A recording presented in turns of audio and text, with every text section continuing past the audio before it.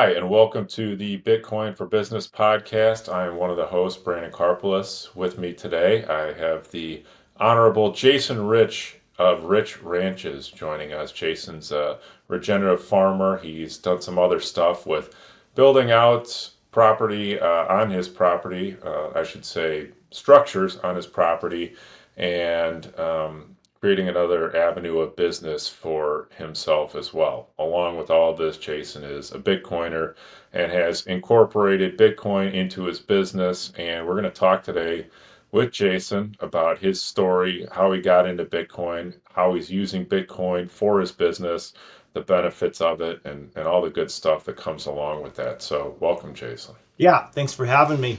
And it's actually Rick. It's German. So Rick, wow. yeah, All right, that's fair. a unique spelling for sure. Yeah, All right, I thanks for say we're having going me to edit on. this out. I'm just going to look like an idiot. So we'll proceed on those grounds. No worries. Yeah, thanks for having me. Yeah, of course. Welcome. So I guess a little background on me is I was introduced into Bitcoin in 2017. A family member of my wife's was a San Francisco Bay financial guy and says, "Hey, have you ever heard about Bitcoin?" And of course, I was like, "Well, I've heard about it, but sounds like Harry Potter, internet money kind of thing."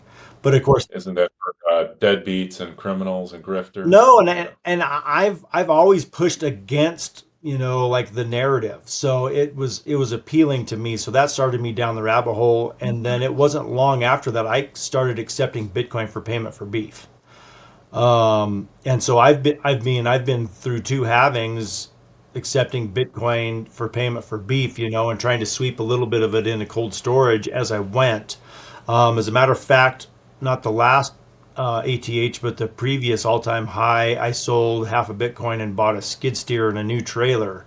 So, that's the skid steer that Bitcoin bought, and so Amazing. it's been a blessing in my life. And of course, it's also opened an ethos of people who are very like-minded with a lot of similar um, priorities and incentives and all of those things where fiat really just doesn't. And so we started the Beef Initiative. Texas Slim, myself, Cole of KNC Cattle. We started this organization based on sovereign food and sovereign money, and it just tied in so well with Bitcoin. And so that's really helped drive us as far as awareness of Bitcoin, as well as supporting your local rancher and shake your rancher's hand and support the people that are doing things the way that you want it done. And it's just, I mean, it's opened a world of possibilities and given me opportunity to travel all over the state talking about regenerative cattle ranching, as well as the importance of sovereign money and having self accountability.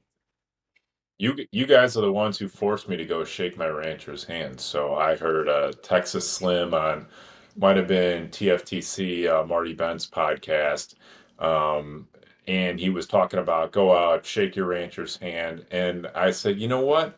I said I eat a ton of beef, I eat a ton of meat. Why don't I go do that? Why don't I find a local rancher? And coincidentally, I actually had someone I worked with who had their own farm, and I'm based in Chicago in Southern Illinois, and my wife and I said, "Yeah, let's do it." We ended up getting a third of a cow, and then we progressed to a whole cow, and then we found just this year we found another guy in Illinois who's doing grass-fed, grass-finished, accepting Bitcoin, and you guys really pushed me into that. So I appreciate you guys doing that, and it's changed my wife and I's life. We eat so much amazing food. We feel so much better. The savings we have buying in bulk, storing it, eating it throughout the year. It just the benefits are endless. Sorry for that aside, but I want to get back to something you touched on, which was you bought a skid steer, and it was with Bitcoin, which is another way of saying, as this is a business podcast, you funded it out of equity. And so, talk me through what would have been your other options. Say you didn't have Bitcoin. Would you have to have gone out, borrowed, taken on some debt, amortized that thing? Would you have just had to would you have just funded it out of your savings anyways, but you would have had much less of a cushion? Maybe just talk through sort of the financial parameters of that transaction. Well, yeah, and that's the beauty of this appreciating asset of Bitcoin is, everyone's like, oh, it's so expensive, I can't get in, whatever, and I mean, I have a good friend that bought, like, he maxed out credit cards and bought at the previous all-time high, then to see it, do what it did and lose his mind. For me, and in cattle ranching or farming in general, you're always looking at what your opportunity costs are. And people don't realize, like, if you have an asset that you can liquidate very easily and produce whatever it is that you need to transact, it's way better than taking a loan from the bank.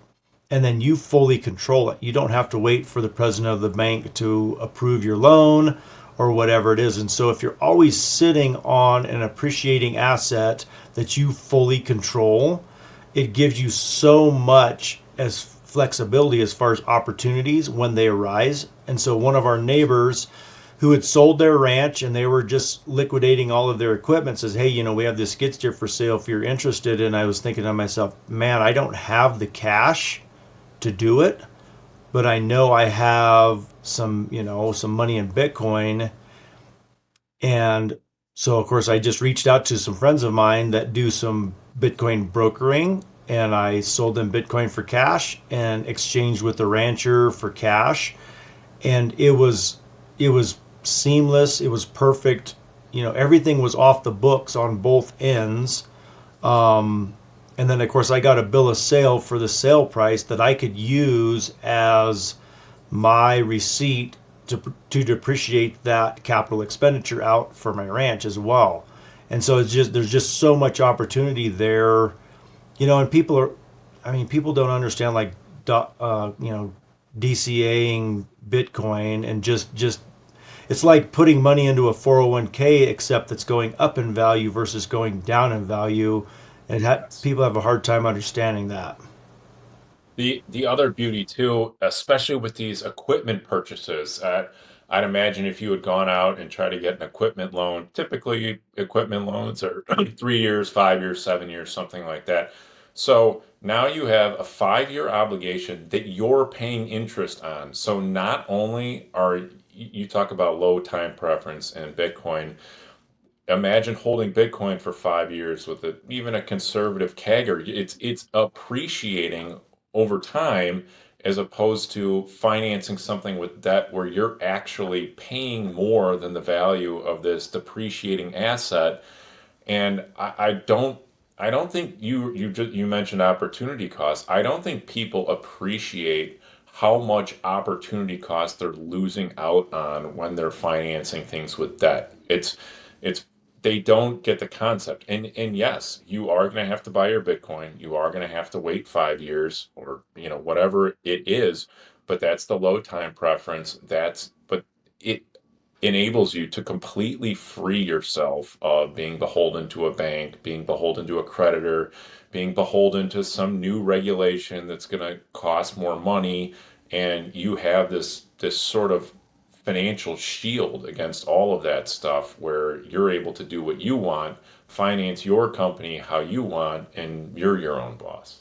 Absolutely. And that's the thing that I run up against as a regenerative cattle producer is the hardest thing to change is people's minds.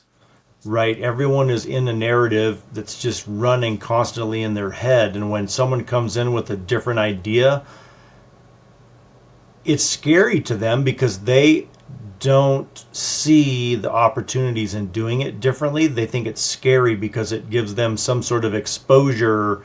It's like a chink in their armor, and they just struggle with that. I've been planting cover crops with the no-till drill as well as some perennial crops, and one of the local ranchers swung in as I was unhooking it, and he's like, what is that? So I went over it and told him about all of the benefits of using it, and he gets it.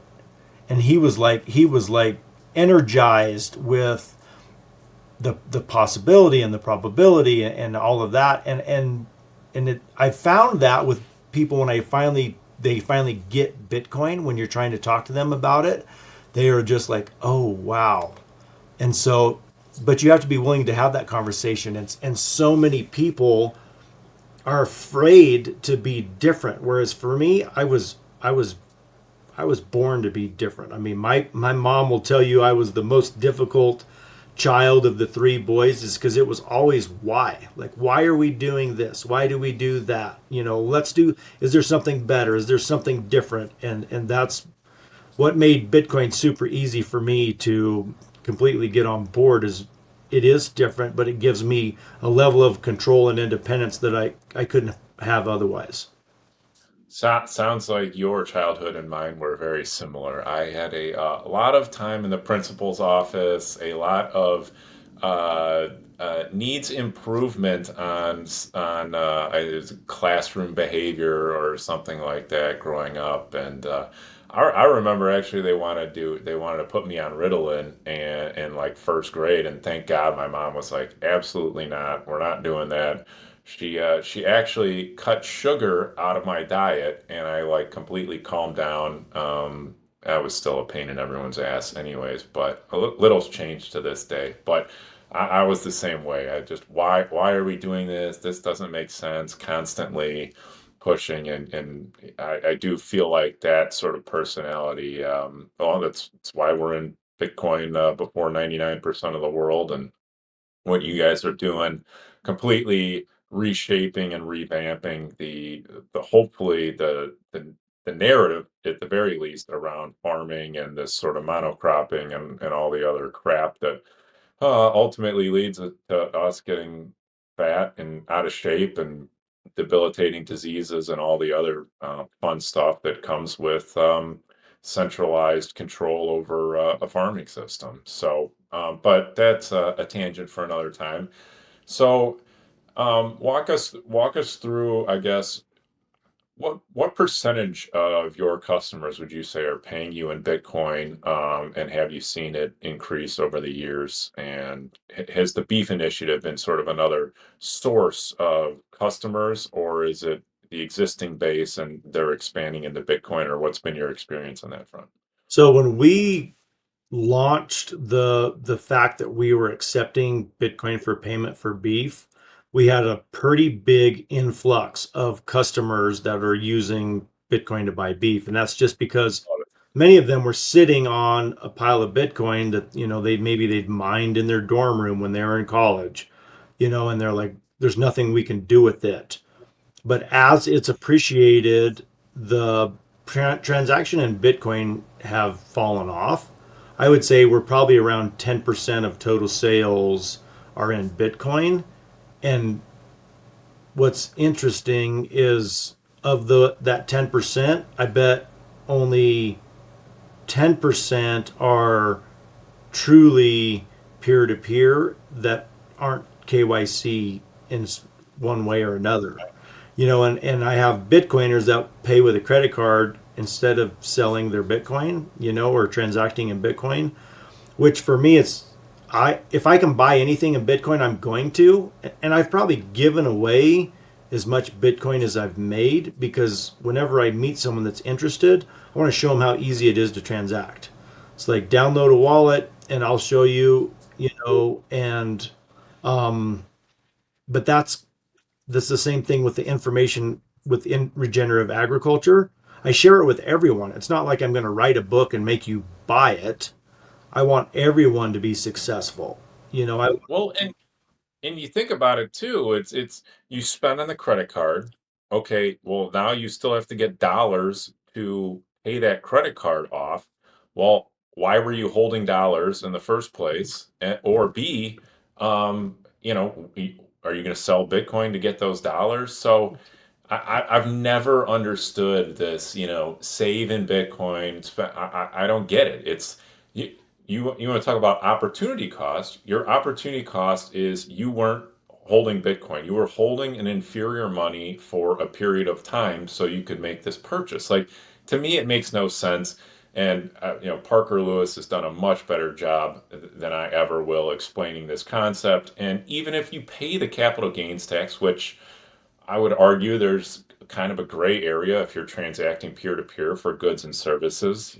Not professional tax advice, but I would argue, you know, if I were to trade a laptop for an old car, I don't. That's just barter, and as far as I know, there's not a taxable event on that. But anyways, consult your local tax authority. But even if you are paying the taxes on the transaction, you're still better off because you made money.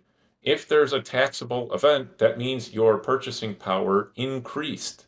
So it's to me it's so ridiculous.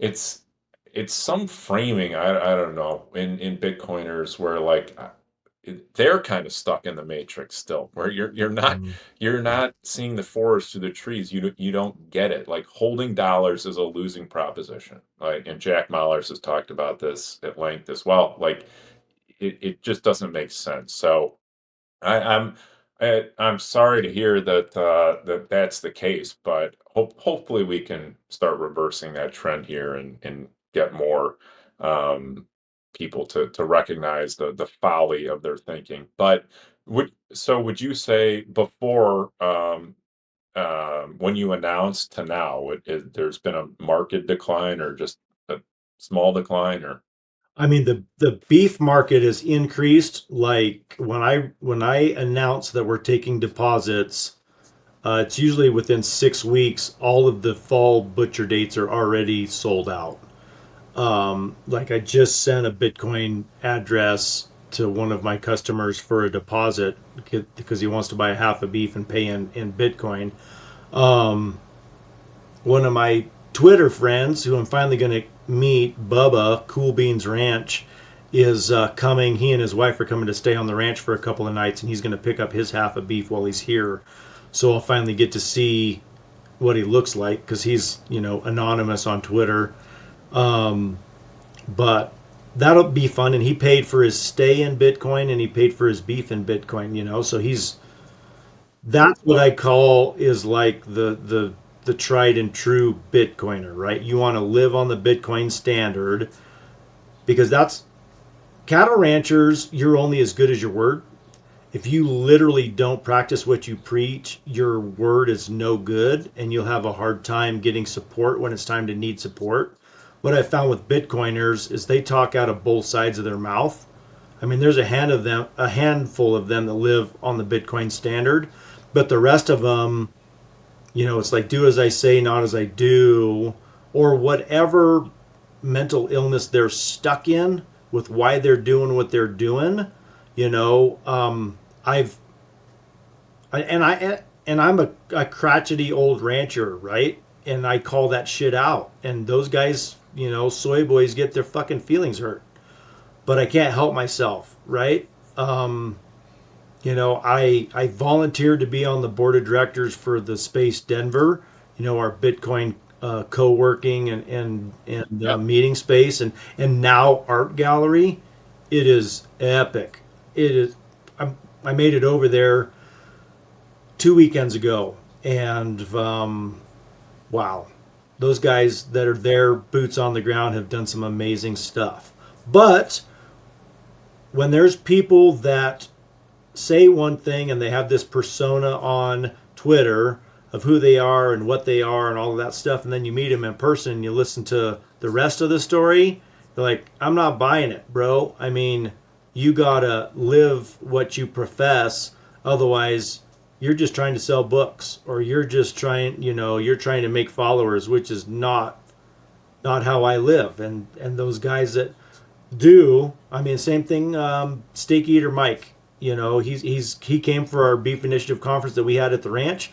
We've formed a pretty amazing friendship. He comes up here and spends a week working just so we can hang out, and so he can be sore at the end of the day from pounding T posts and digging fence post holes, or whatever. He's like, whatever you got going on, I'm here to help.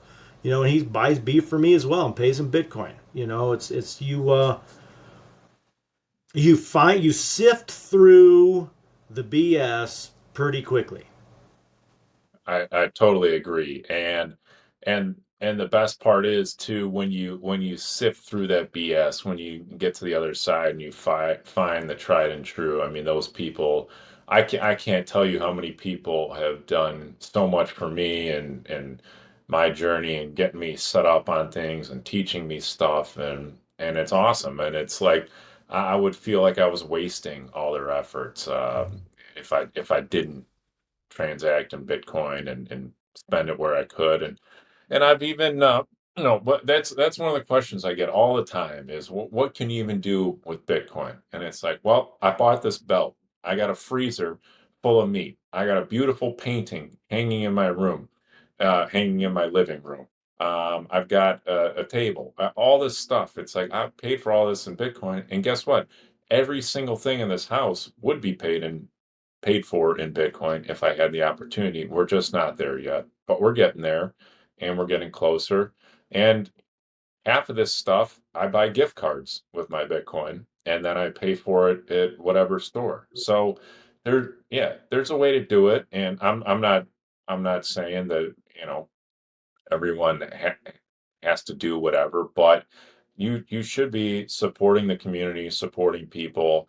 And the more and more we can get Bitcoin circulating through this economy, the farther we can get it removed from the KYC platforms they came from is just a benefit for everybody as well. And it's something people should take to heart. And along those lines, um, what we're doing at Sovereign, we're trying to help businesses understand that integrating this into your business via payments, via you being able to pay people, will add a whole new line of revenue, potentially. But really, it just provides you security, knowing that you're not beholden to a failing financial system. And you look at what happened with Silicon Valley Bank last year, there were tons of people sitting there going, if we don't get a bailout, I'm not making payroll on Friday. I'm not going to be able to pay my landlord.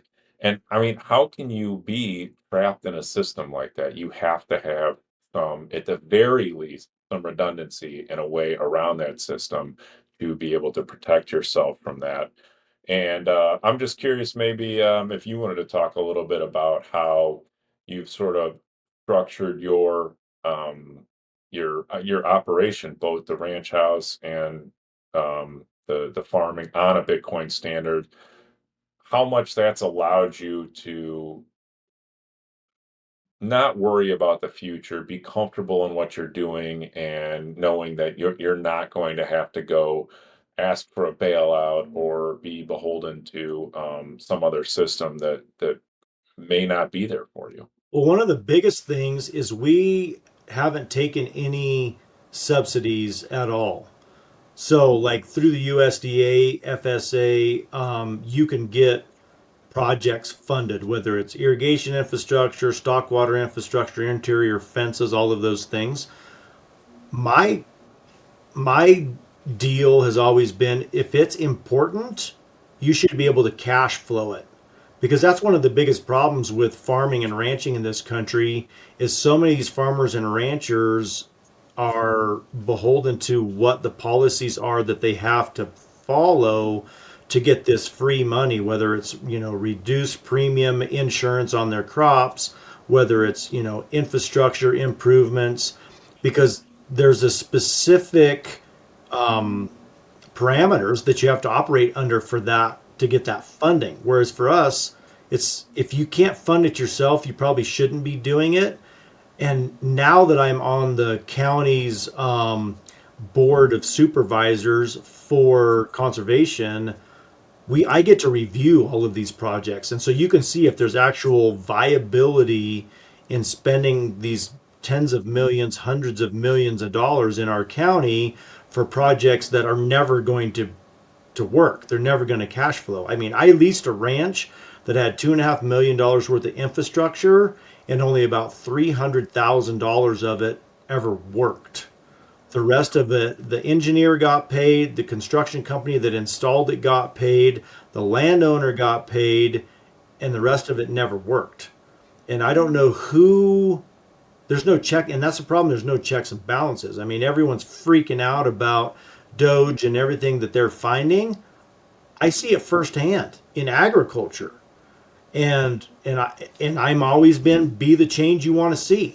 So when a board seat came open, I'm like, sure, I want to be on the board. And of course, the gals that work for NRCS that saw me come in the door because I'd given all of my grants back, just were their eyes were as big as pie plates because they were like, oh shit, here's the guy that's the no bullshit guy, and he's going to be looking over our shoulder on all of these projects to make sure their viability, they get installed as they were intended, and they're going to function.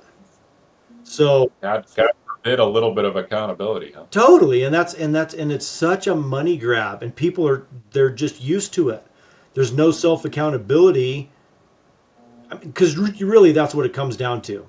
Like, Yeah, sure, this money is free and it will do X, Y, Z, but is it going to move the needle on my ranch operation? right. Can you look yourself in the mirror and be like, I actually added value? Or, like you said, is this just a money grab? And that's the thing for me is I charge a premium for our beef. I know that because it takes longer to raise grass-fed and grass-finished beef. It takes more inputs to be conception to Yep. plate, which is what we are. We literally raise our calves from conception all the way till the day they go to the butcher.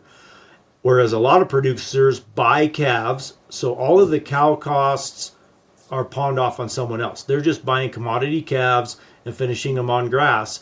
Profit margins are almost twice as good that way as it is conception to plate, but you don't know how the animals were treated, whether they were beat on, whether they got, who knows what for jabs. If for us, I mean, we haven't stuck a needle in a cow. This is the fifth year that we didn't vaccinate our calves when we branded, and our cattle herd is the healthiest it's ever been.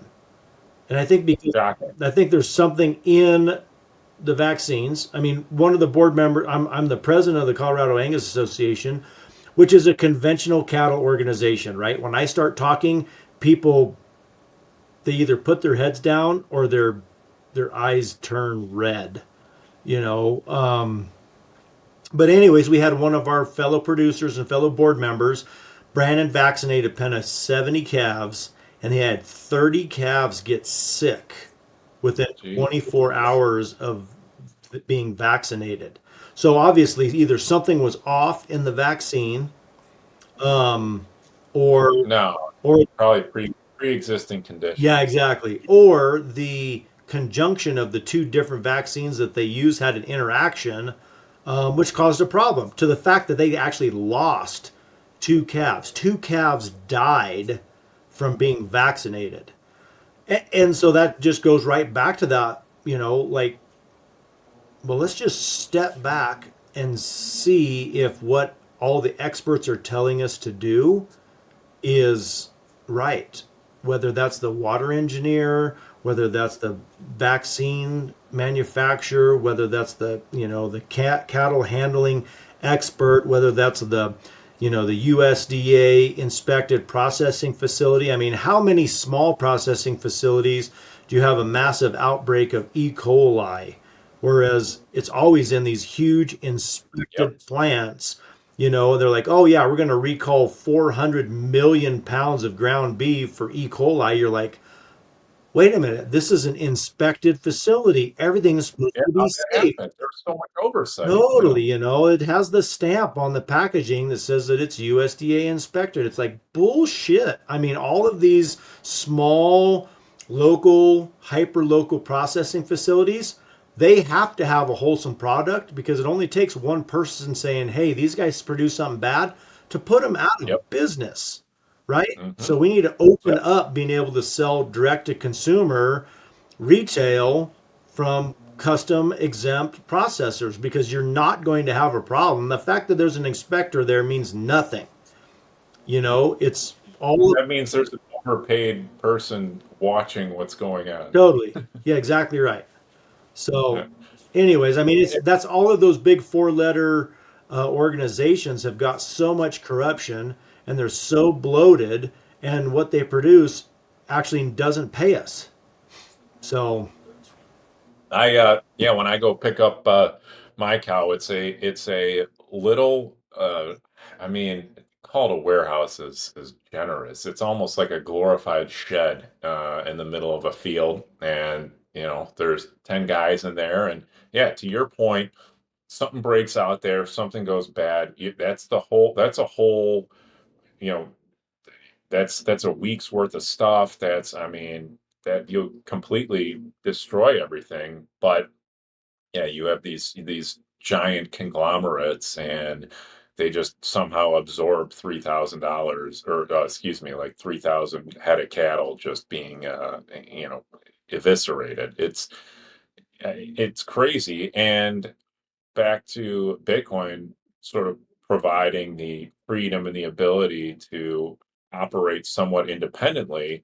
Talk about that maybe for people that don't understand the difference between these big processors, these local processors, and how, because you're financially independent, you don't have a bunch of loans, you're not getting a bunch of grants, allows you to sort of navigate the system and avoid a lot of these things that are making an inferior product, that are maybe driving costs down for some farmers. But to your point, you charge more, you charge a premium, and it's a better product. Like I can't tell you people, it's you get a chance to go have someone like Jason or someone else nearby you that's doing this stuff proper, conception to plate, grass fed, grass finished, local processing. Go taste that meat and then go get something from your local Kroger or whatever local regional store you have. It's not even, it's like you're not even eating the same animal. It's crazy. well, I mean, I can't say that we don't have a huge loan. We bought the ranch next door is where we're doing our Airbnbs and wedding venue. So we have it's a $1.7 million loan. So our mortgage is $10,000 a month. So I wish I could say that I had enough Bitcoin to not have to worry about that. But with Well, mortgage, sorry, mortgage is a little, I mean, mortgage is a whole separate animal. I mean, I always joke, people always say that, their house is the asset. I said, no, the mortgage is the asset.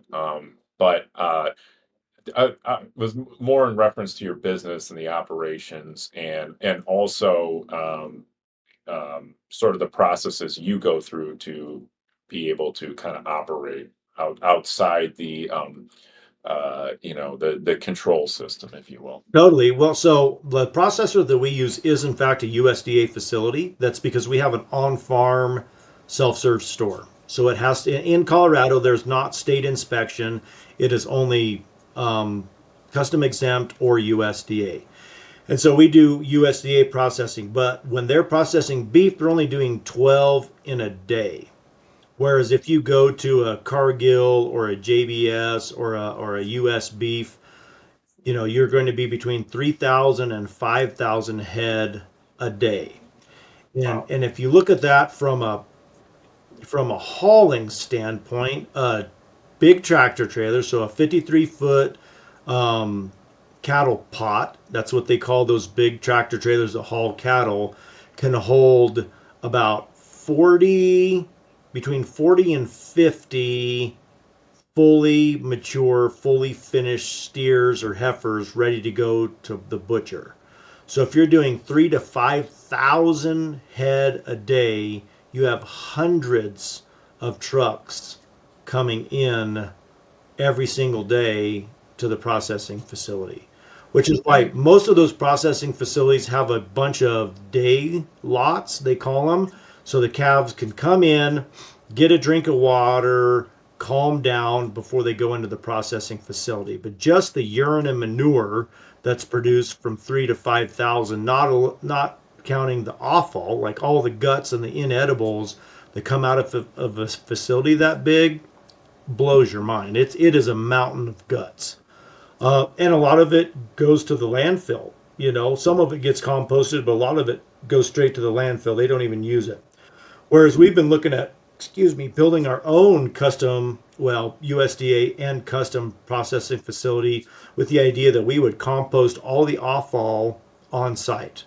So anything that you can't eat we would compost on site, and then we would use the waste hay and manure from our pens and old hay, corn stover, and yard waste like leaves and all of that stuff to be able to do our own compost on site, and then spread that compost back out on the fields. That way, it's truly you close the loop. And so, if you're going to raise these cattle, you might as well utilize every part of them that you can. And so, it's actually a couple of my beef customers that are Bitcoiners that we've been talking to about building this processing facility because they have the resources to do it, right? This appreciating Yeah. asset that they hold. And now that it's to the point where we want to do something real and tangible with all of the value that we've created by holding Bitcoin, and they're looking into something that's also income generating and would help them to launch their own branded beef as well. And they live on the Front Range. They live, Golden and Denver, and so you could literally open a retail store there and capitalize on your Bitcoin customers as well as your health conscious, affluent customers with a trendy retail storefront. So that's another thing where Bitcoin and the people that come with it open up doors for opportunity all the time. Love it. Love it. So I want to ask you a question. I've I've loved regenerative farming. I just don't understand why every farm isn't a regenerative. It's one of those things like Bitcoin. It's like once you see it, you can't unsee it. I don't understand why everyone doesn't own Bitcoin. It is the best performing asset of the last 16 years, of the last 10 years, of the last five. Like what are you doing? I just don't understand like how these people in the 47th floor of some building in Manhattan running 900 spreadsheets with 8 TV screens can't just like look at one 5 year chart, one 10 year chart and be like, oh, we should probably get that thing because its line is up here and everything else is down here. It's kind of, to me, it's like the same thing with regenerative farming. It's like you see the guy's farm. You've seen the barren wasteland turned into this ecosystem of nature and plants and foliage and animals on top of that and it brings back all this other stuff, all these ground animals and birds and butterflies and all sorts of other things. Like, I don't understand how you can look at that and be like, nah, this giant field of dirt that's subsidized by the government and plant a bunch of corn here. This where I have to borrow for absolutely everything I do because the equipment's too expensive and I don't make enough margins. I just don't understand why people haven't figured this out yet. Now, where I'm going with this is there's a lot of conversation. Well, if everyone did regenerative farming, if everyone did this, farm to table, blah blah blah, we wouldn't have enough. We wouldn't be able to feed our population. I call total BS. I can see you smiling over there, so I'm guessing you're aligned with me. So, a couple things.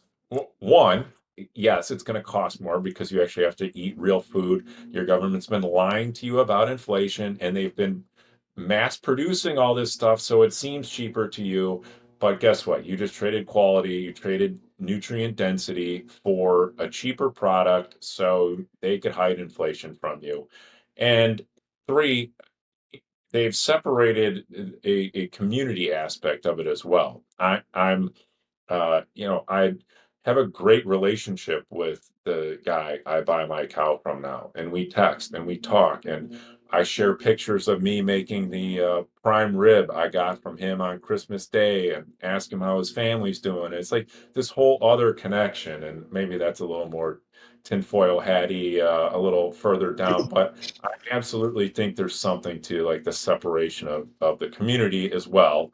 Sorry, that was me pontificating for a little bit, but curious as to your thoughts as to the real sustainability, not like the ESG sustainability, but actual sustainability of regenerative farming and people actually being able to buy meat, or are we going to have food shortages and it's like an episode of The Purge or something?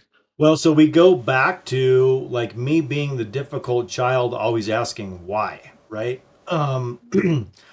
I was fortunate enough to spend time with my grandfather who had like old McDonald's farm, and he farmed the way that his dad farmed, right? And My great grandfather as well. So there had been a farm in the family for a while as well. So and I was the only grandchild of 27, 29 grandchildren who had any interest in ag at all whatsoever. And so he poured that knowledge in on me. And I was like, well, why do you do it this way and all of the neighbors do it a different way? And he says, I don't know, maybe you should ask him, which I didn't, you know, as an 8 or 10 year old kid, I didn't. So when I started farming myself, I started asking why. And I mean, I took a deep dive like what happened? Why was red meat bad? Why was pork the other white meat? Why were eggs, you know, and cholesterol bad for you? And the deeper I dug, the scarier it got. You know, big sugar was about ready to go under, and they convinced through scientific studies to convince the Surgeon General to say that what was killing people was red meat and eggs and cholesterol and fat. Um, Ansel Keys, so one of the worst human beings of all time. So they need to eat more sugar and less meat and eggs. And then, of course, Big Grain got on board. They're like, well, let's convince moms that this bowl of cereal and this highly subsidized milk is better for breakfast, and we're going to make your lives easier and your kids healthier than if you're eating bacon and eggs or steak and eggs for breakfast. And it just went downhill from there. And so I wanted to do it different because when we started doing soil analysis and tissue analysis on our beef cattle and liver biopsies just to see if they what the nutrient profile was and what the differences were, our beef raised at elevation because our home place here is at 7,000 feet with a pretty short growing season. The ground is young because it hasn't been over farmed, so it's super rich in all the macro and micronutrients. The only thing it's short in is copper, but everything else is in there. Like if when I was selling hay, it was going to racetracks and, and dairies because it's that high quality of enough hay. So let's put it through cows and raise super healthy, nutrient dense cows and then pass that on to our customers. The other thing that we found is when you eat local, the cattle are part of the same microbiome that you are. And so you have this full circle interconnectivity uh, clear down to the cellular level, right? Because the air that we breathe and the dust particles and the pollen and the grass and the cows and we have honeybees also, so we have local honey. So like this, literally this microbiome, we're all connected. And so when you're eating stuff that's grown in the dirt where you live, you everything is complementary in your system, which I didn't realize that until a research scientist, you know, did a little study and dug into that, and I was like, okay, well that makes sense. I mean, I have customers who had severe illness, like you know, inflammatory bowel, and one customer who was having like 50 seizures a year and cut out all the processed foods Hey, man, and started eating our local beef, you know, and I mean it's it's like a testimonial. Like she emailed me and then told me about her husband and all of this stuff. It blows your mind to be part of it. it does. I lived it, and I mean, you can throw as many Harvard scientists and studies at me. I went from having asthma, eczema, 20 extra pounds, um, inhalers, pharmaceuticals, and it's all gone. And it's all gone because I started eating red meat, I started eating eggs, I started eating local meat, local food, and there's you're just will never convince me that vegetable oil and Fritos and other crap like this is good. I know it's not. I lived it. It ruined my life. 10 years of my life down the drain, basically functioning at 70% of my capability because I was poisoning myself. Totally. And Well, and so it's crazy. to get back to the farming, Hmm. everyone's looking Yeah, for I derailed you a bit there. everybody's looking for a prescription, right? And that's what farming has got to. They're just using the dirt as a media to grow whatever crop it is in it. And so the soil is dead. It's completely devoid of microbial activity. And so you put seed in and you side dress with the chemical as you plant. And then you side dress with another. And then you spray another. And then you harvest at a certain time. And if it's wheat for human consumption, you might go and spray the whole thing with Roundup to artificially mature it so it dries down faster so you don't wind up with hot spots in the bin of unmature grain, right? Well, if you're going to spray it with glyphosate, it's going to stay in it. It doesn't just go away. And then you're going to grind that into flour and you're going to make bread and you're going to feed it to school kids. And so everyone's looking for this prescription because what we do is messy. Like when you're doing management intensive rotational grazing, it doesn't look like a lawn. There's going to be weeds, there's going to be cow poop, and oftentimes you need to leave more grass behind to heal the land. And so then the neighbors are like, we can't believe you wasted all that grass. I'm like, well, it's not wasted. I'll go back and I'll Yeah. graze it again later after it goes dormant this fall. But that grass, what you see on top is how much root is under the soil. And if you don't know that, then you just don't know.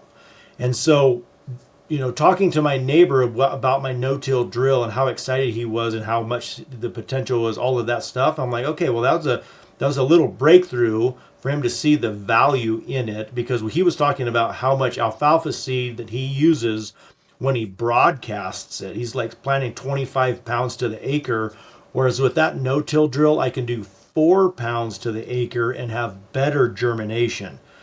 And alfalfa seed is like $6 or $7 a pound. Dang. So, I mean, that's a huge savings and a better Exactly. establishment. And so, if you just all of those kinds of things, is it just takes someone thinking outside the box to make it different. And so, if you look at the grain that we raise in this country, about what is it, 65% of it goes to feeding livestock in confinement. So 65% of the grain that we raise, corn, soybeans predominantly, goes to feed stuff that doesn't necessarily need to be caged up anyways. 30% we raise for export. So with the tariffs and all of that, the grain farmers are kind of losing their minds because, well, if we can't get rid of it, we had a bumper crop last year. We still have billions of bushels in the bins. What are we going to do? And then 5% is for human consumption, and the other 5% goes straight to ethanol production. But part of that 60% that goes to feed animals in confinement, they use to make ethanol, and then they take the byproduct, distiller's grains, and feed it to cattle anyways. And so So, if you look at sorry. the standpoint from that, like we don't need to raise half of the grain that we raise because it's not for humans to eat anyways. If we focused on putting as many of those acres back into perennial pastures and just raising cattle, sheep, goats on pasture instead of in a lot where we haul the feed to them and then haul the manure out and just let them eat it in the field and poop and pee in the field, you'd cut a bunch of labor plus input costs like the diesel and the fertilizer and all of that stuff, wear and tear on equipment to put it up, haul it, and then haul the manure back out. Do you? Do you think it's possible? Like, okay, let's back up a step to first principles here. This is all caused by what we were talking about before in terms of trying to hide inflation, trying to keep food costs down. So they subsidize something like corn, like grain, like soybeans, and now there's second, third, fourth order effects that the magic central planners didn't foresee. So now we have these massive surpluses. And not to mention the fact that the product being made is garbage for the human body. It should be eaten in very limited amounts, if at all. And we've created this monster where we've basically created an enterprise and a system where we, like everything in fiat land, now we have to keep it going. Now we have to keep the train rolling. And we have all of this accumulated excess that's not even needed. And this is what we talk about with, well, consumption. We need consumption. We need consumption. It's like, no, we're just misallocating capital. We need to stop consuming, dial things back, start making things that are actually needed for the human body. In your opinion, is there any chance in 5, 10 years we actually have an honest conversation about this, that we actually start to make some changes on this front, or am I just going to go to my grave with half of our country being subsidized corn farming? The realist me has one idea, but the farmer rancher who always has hope has a different idea, right? I wouldn't be doing what I'm doing if I didn't see that I was making a change in the world. I mean, just interacting with guests and explaining to them the difference between how we do things and how other people do things, and opening their eyes to the possibilities. That's my calling. Education really has been my calling, right? I work in the schools.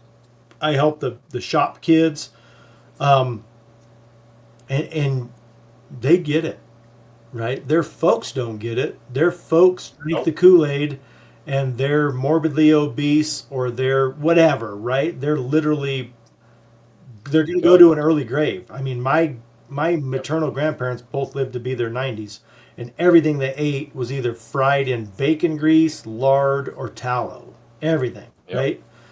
Um, and ate a very meat-centric diet because they raised all their own livestock. Um, but the what it comes back to incentives. I mean, I look at our new Secretary of Ag. She was a 4-H girl and an FFA girl, but she was a lobbyist, right? And so, regardless of whether you were born on the farm, if that's the world that you live in, you've been fully indoctrinated to the system. And in big ag, I mean, if you look at JBS, look at the Batista brothers, okay? Those guys were indicted and served time in their home country. And then they came to this country with money and started buying up stuff. They got a $47 million grant for COVID assistance. Um, and then the next year got a fine for 53 million for price fixing. And they just wrote the check. And in the press release, they said it's just the cost of doing business in the United States. Wow. And you look at that and you're like, well, where's the oversight? So you're going to give these guys 47 million in subsidies due to COVID, and then you're going it just that doesn't make any sense to me, right? And um, so I'm not hopeful like broad strokes that we're going to make a difference, but you have to start somewhere. And that's the thing, is more people are getting on the direct to consumer bandwagon. More people are choosing to take accountability for their own health, and that's what's going to drive it, right? The people that Right. are fat, lazy, and stupid will be fat, lazy, and stupid, and they'll raise kids that are fat, lazy, and stupid, and we can't fix that. But those of us who are put our neck out and communicate our truths, and then you have N of one studies with all of your customers healing themselves, and you use those as testimonials to hopefully reach other people. I think that's how we do it. Man, I can't tell you. I have friends I've been preaching the Bitcoin thing to forever, and some of them have bought a little, and some have actually come around and fully orange pilled. But man, that's a tough slog. But the beef, I almost everyone is calling me now, going, "Oh, can I get in on a quarter? Oh, can I get in on a third?" And so, like, that part has definitely taken hold. People are realizing the massive difference, and I mean, they've seen me and how much better I feel and look and everything as well. So I that to me does seem to be moving faster than Bitcoin adoption. Now, the back to the Bitcoin fixes this. Is Bitcoin just sort of a, because everything we're talking about here is high time preference behavior. I got to get this crop out. I got to, pay this loan back. I got to do this, and it's all just now. Get my subsidies. Get this cranked out. I don't care about the soil. I mean, you can't even eat vegetables anymore because there's no nutrients in them. We've stripped the soil of nutrients. And it's like, I know a lot of carnivore people are out there, hate on vegetables and everything. And I would say I probably lean more towards that camp. But I think 100 years ago, it was very different. These vegetables, even the fruits, I mean, the fruits now are just fructose. I mean, the stuff coming out of the grocery store there's no nutrients, there's no vitamin C, it's all just fructose. They've genetically engineered these things. We've taken all the good stuff out of the soil, and as a result, the stuff that grows doesn't have any of these nutrients. And so is and do you foresee, and this is really what we're talking about with the Bitcoin ethos and getting this into businesses, is that your entire framework changes, your entire view of your capital allocation. And this is something I meant to get back to when you were talking about opportunity cost, and you said something very poignant right after that. You go, when the money's free, yeah, it's a grant. It's literally free. Are you going to be a good allocator of that capital? Absolutely not. And so there is the opportunity cost of capital is just psychologically been beaten out of our heads. Even stuff where it's like, well, I'll just finance this now and I'll figure out how to pay for it later. It's like, no, no, no. You should know how you're going to pay for this. And there should be enough margin in the increased production for what you're doing to repay the interest, as well as increase your production. And it's like we aren't even doing these calculate these economic calculations anymore because the money is just so abundant and so crazy. So it is, I hate to be the Bitcoin fixes this guy, but I mean, is this a situation where it's like we're back on hard money? People start to appreciate what they're allocating capital to, and this will slowly proliferate over this industry over time. Is that something you foresee? I, I don't really know. What I can say is Bitcoin does fix it. Like it is literally so many people in ag refuse to pay taxes. So they'll go finance another piece of equipment or buy a new pickup that they can't afford to not pay $30,000 in taxes.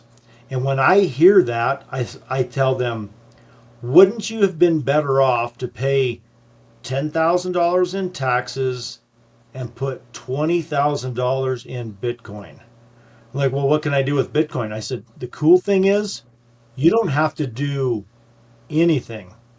Yeah. Literally, it is an appreciating asset that there are now structures in place that if you need cash out of it, there are organizations that will let you use it as your capital, use it as your leverage, and you can pull cash out, you can pull fee out on it, right? And they're like, really? Totally. And just through appreciation in 2 years or 3 years, you could have paid cash for that pickup. You could have paid cash for that tractor. And versus financing it, because it's a pickup's $100,000. Yeah. You're gonna finance a pickup at 6% for 5 years on $100,000, It's a lot of dough. and they're like, I'm like, you could have taken your family on a really nice vacation Yeah. every other year on the interest that you're going to pay on that truck. Like the government wants my index finger, but I'm going to cut off my arm and keep it in a cooler myself. That's You know? right. And Yeah, but that goes back to the accountants. Okay, yeah, so their accountant, their professional, their expert is telling them, you got to spend some money or you're going to have to pay taxes. And thinking, shit, pay taxes.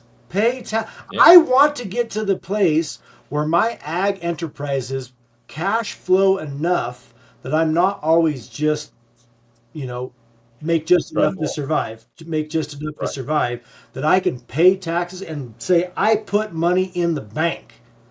Yeah, Granted, I don't count my DCA. That's separate, right? Like, yeah, and when my wife asks me, sometimes she's like, what's going on here? I'm like, I'm just saving for a rainy day. yeah. That's the savings fund, hun. Right. Yeah, So, and that's what I'm exactly. essentially doing in lieu of my a 401k or an IRA, um, because it's the safest, most secure that I fully control. I was actually debating wearing my I got a shirt that says 401k with a line through it, and then it says BTC DCA. I was debating wearing that shirt for this interview, but I put on my ocean mining shirt instead. So, Perfect. um, but yeah, and what we're doing at Sovereign, we obviously want to come in and we talked a lot about sort of just the financial aspect of it and financing thing, all the fun business stuff that none of us really want to do, but it is critical to running a business. Books and records and how you finance things, how you capitalize your company and do all that. But really the last step of what we're trying to do at Sovereign and we have talked a ton on this podcast about it is really getting that ethos of Bitcoin to infect your business, to infiltrate your business where now you have and your situation is a little different. You're kind of a solo farmer on yourself, but these organizations where they have employees, and it's like, I don't want you to just be on some job posting site all day. Like I want you to buy in here, and we're gonna I want you to be a part of this 5, 10 year plan, not just like, okay, how do we hit quarterly numbers? All right, what were your sales numbers? Did you get them? It's like, no, we're building something here. I want you to save in Bitcoin. We're going to save in Bitcoin. And we're building an enterprise that's meant to last. And I want you to be a part of that and make this a career. As people used to have careers. People used to, now everyone's like 9 companies on their resume. And all the stuff, which I get it. Why wouldn't you go do something else for more money? But it's like because you don't actually believe in what your organization is building. You're just putting numbers in a spreadsheet or selling this service or whatever. You have no vested interest in seeing things into the future and trying to get that mentality into companies through through Bitcoin and understanding that man, we're supposed to be building things that last, not building things that sell. And we've just so gotten away from that. And I really appreciate what you guys are doing and the more people we can get to sort of realize this. And I mean, I don't need to tell you, it changes you personally. It's going to change the way you run your company. And I mean, you're living proof. The results are there. You can't argue with them. Well, and that's one of the cool things when we had our conference here. We had about 100, a little over 100 people. and they came from, I mean, we had people from different countries all over the United States, and there was a common theme in so much of the conversations of this high signal load time preference. And they all came together to support the beef initiative and to support us. And so Matt Odell did a presentation on for everyone, like who wants to get on the Bitcoin standard. This is why it's important. Everyone download a wallet. And then we had some sponsors that gave everyone some Bitcoin. They pulled up the mempool, directed all of the transactions to where everyone could see all of those transactions happening on the projection screen in real time, seamlessly, permissionless, peer to peer, just to show them the power of Yes. that. And that had an impact on my son. And he pulled Matt aside later, and they just had a conversation of like the importance of the Bitcoin standard, the importance of self sovereignty, to the point where my son has decided he wants to go into cybersecurity as a career. And it looks like he's going to be going to the Air Force Academy cybersecurity, um, Wow. and maybe potentially look at being commissioned in Space Force as an officer in Space Force. But Okay. I see the trajectory of his life and that influence of being involved with those people and having those conversations to see just the importance of it and how it literally can and will change your life. Yeah, I mean, that is just such an important point, and it's one of these things you were talking about, self sovereignty, and me as more sort of a anarcho-capitalist type, one who kind of figured things out from the money side, Austrian economics side of things.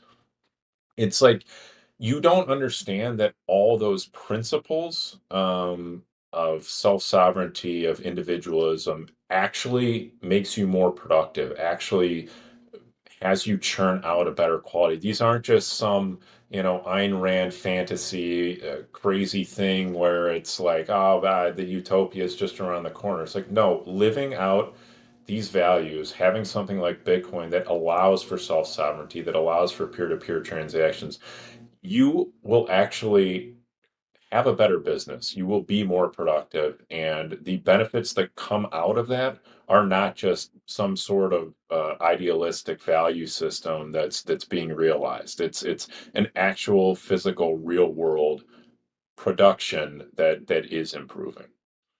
Yeah, it absolutely is. And that's that, I did 4 years in the Marine Corps. I worked as an underground coal miner for 15 years.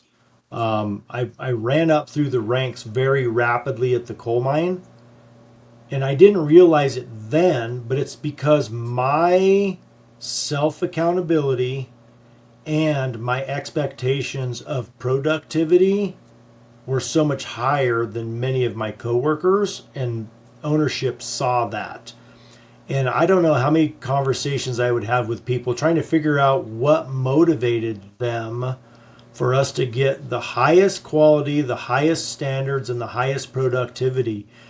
And very few people realize that them doing a good job made their life easier and it made it Yes. better for everyone Yeah. else. And that blew my mind because I was raised like you do your best no matter what it is you're doing. If you're the toilet scrubber, you're going to be the best toilet scrubber. If you're the ditch digger, you're going to be the best ditch digger no matter what. um and that's the thing that it scared me a little bit. Like there were so many people who were stuck in this alternate reality of like the drudgery. I mean, because the coal mining is hard work. I mean, you're literally Yeah. thousands You of don't say. feet underground, miles in from the surface. Hot, dusty, wet, so on and so forth. Um, But man, when I could put crews together that had that clicked and had that like synchronicity that literally I could turn them loose and not have to worry about them because they all knew what the other one was doing. We had the highest production, we had the best safety, we broke records. I mean, it was amazing. Um, but boy, it took a lot of work and to convince people like if you do a good job, we'll get out of here on time because everything will be done and we won't leave anything undone. Man, I've seen so, and it's not just like oh, nobody wants to work anymore. It's all these Gen Z kids. It was, boomers, Gen X, millennial. I'm a millennial, millennials, Gen Z, whoever. It's across the board. There's just this cohort of people that are actually spending more time trying to figure out how to do the least than to just act. You could probably do 80% of what you're doing to just do the least, and you would have a better product, a better work ethic. You'd be happier with yourself. You'd be more satisfied, and you would actually be getting things done. And I see those people, and it's hard. I legitimately feel bad for those people because it's just like, gosh, you were just so psychologically destroyed. I don't know. I don't know who raised you or how you got to this point, but good Lord, Well, and I that's think got to that's be the problem. difficult. Nobody raised them. A lot of those guys, there was not a positive role model in their life or even someone to say, hey, think about this. Like you're impacting someone else. If you tried 65%, 75%, you would be so much further ahead and no one would mess with you, right? If you are Yeah, actually just trying, no one's going to fuck with you. But if you're always figuring out a go around, always trying to figure out an argument, whatever, why don't you just do it and then go dick off? Finish the task and then you can go whatever, right? yeah, right. I know. I mean, man, it is a completely different cohort of people, and that really is ultimately at the end of the day is getting the Bitcoin ethos into these businesses and individuals because it really does change the output and the foundation and the structure of just the things we're building today. I mean, I I've been going down the old world rabbit hole lately, which is just I mean I haven't gone down a rabbit hole that has fascinated me as much as this one in recent times. And now I live in Chicago and I live in an area where a lot of old world buildings, and I just look at this stuff and I'm just like, man, that this I don't know if this has been around for 300 years, 3,000 years, 30,000 years. Like, I don't know what happened. I don't have the story. I don't pretend to know. But someone built these things so long ago, and they are just works of art. The stonework on this stuff, the attention to detail, the engraving. I mean, and the structure is all still there, and you can see it. You can tell when it's the old stone and when it's the crappy new stone or bricks with holes in it.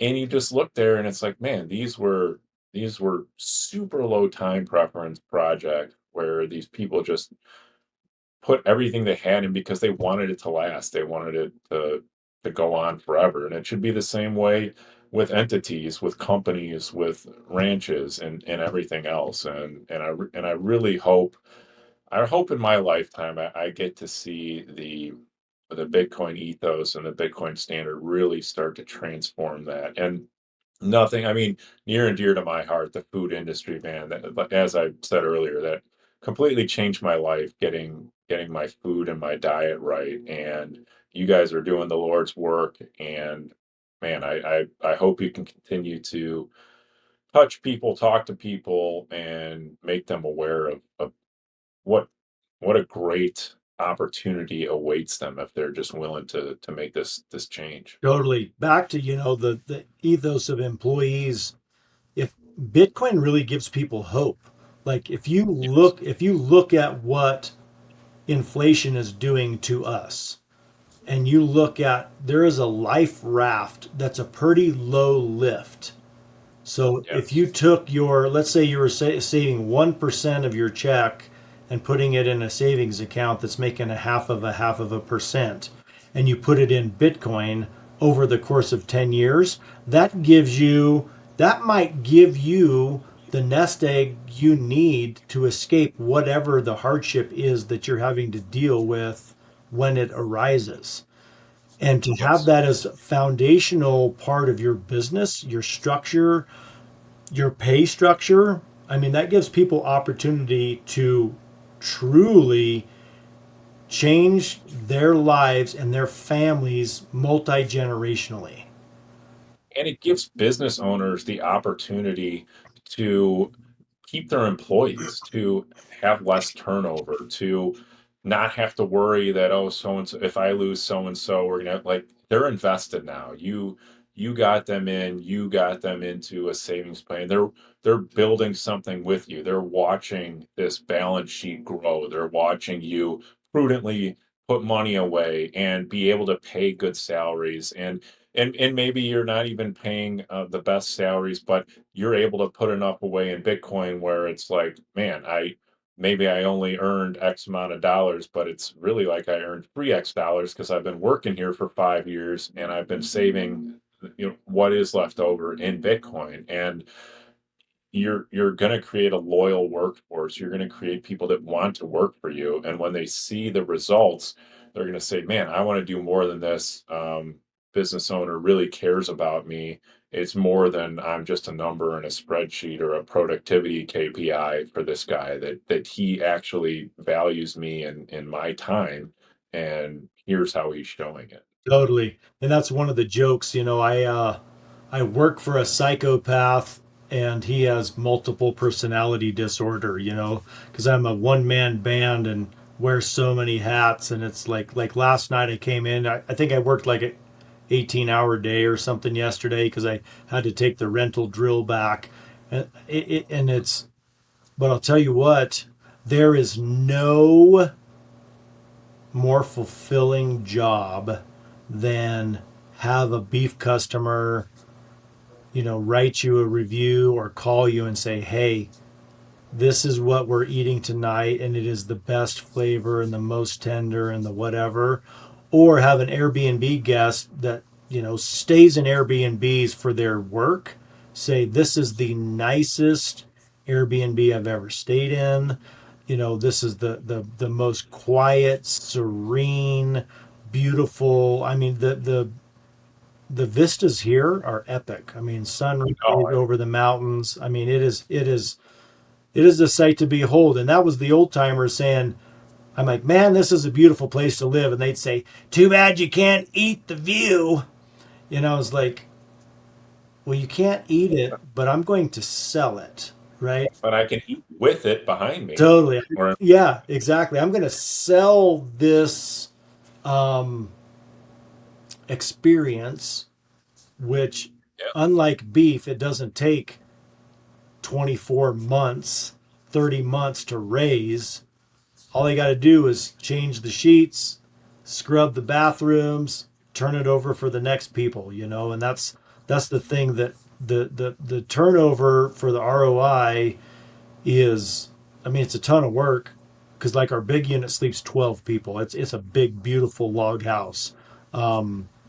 But it essentially opens up that revenue stream which will allow us to cash flow that place. I'm already looking at trying to buy another ranch across the county road. I've been leasing it for a few years and improving it. So now that's super productive hay fields and pasture. I was like, man, it'd be nice to own it too. So that's Oh man, that's so awesome. I love a guy who I think you said Ben Justman, Peony Lane Wine. He's about an hour from you, or maybe not even. yeah, half an And hour. yeah. I love sending him pics of my grass-fed beef that I got from Brass Family Farm, who's part of the beef initiative, and then a bottle of his wine on like a nice Friday night with me and my wife and some giant T-bones, and being like, man, life is incredible. This is the best food, the best wine, and man, it it's just so satisfying. And I love here. I love hearing that you love hearing from us about that stuff because sometimes I'm like, he's probably annoyed. He doesn't want to hear this anymore. Or like, yeah, he's seen enough pictures of my holiday dinners or whatever. And it's like, I'm glad to hear that it's appreciated because it is, man, I can't tell you just how great it is getting quality stuff. And everything today is junk. It's all junk. I've replaced every appliance in my house that lasted for 20 years and now they last for 5. It's just it drives me insane. Like I just hope my kids can grow up and have a future of just quality products, quality food, just quality everything. Like we've just gone so far adrift from quality things and it all comes back to the money and it all gets fixed by Bitcoin. So, Jason, I appreciate your time today. It's been awesome talking. Where can people find you? What's the best way to get your beef if they want it? Get in touch with you and then stay at your place if they want to. Yeah, so you can find it all on richranches.com. WRICH ranches.com is our website. You can inquire about beef or staying. You can actually book a stay right there on our website. Um, for our beef, we're pretty strict on the we want to support our community first. So, like on the Front Range, I deliver to the Front Range once a month in the fall when we're when we're butchering. But most people, they come pick it up here at our ranch or they go pick it up at the butcher. Um, that's because I want people to shake their rancher's hand, right? I want to have a face-to-face interaction with my customers because they've lost that, and everybody's trained on this Amazon mentality, and you got to get some skin in the game. I mean, I want people to get back to where their food came from, and that way, if there's a problem, I want them to know there's a face behind it, and I want to resolve it. And that's, I've never really had a problem, but I mean, if there is, I want to be there. Can you get moved up the list if you buy in Bitcoin? Nope, first come, first serve. Okay. All right. Just checking. Well, Jason, really appreciate your time. Did you give out any socials? I don't know if you want to do that or not. Yeah, so I mean, Jason Rick or Rick Ranches on all the platforms, Cool. Twitter, TikTok, Insta, Noster, not Facebook. Noster. Oh, I got a new phone and haven't logged back on to Noster, so I haven't been on there in 6 or 9 months. But I need to get back. Okay. Well, I have to find where my private key is. I put it somewhere. I just can't find it, so I can Yeah. move to. Well, you can spin up a new one, and I'm guessing Rich. Oh, well, you'll probably have to come up with Rick Ranches, maybe 2 or something. I don't know. And I think I just did Jason Rick on Noster, so Okay. I turn on my old phone to get on there every once in a while just to check things out, but I haven't posted in a while. All right. Well, thank you so much for your time today. It's been awesome talking, and hopefully this helps inspire some people and really helps people see the value of a Bitcoin standard at a business. So, thanks, Jason. Yep, thank you.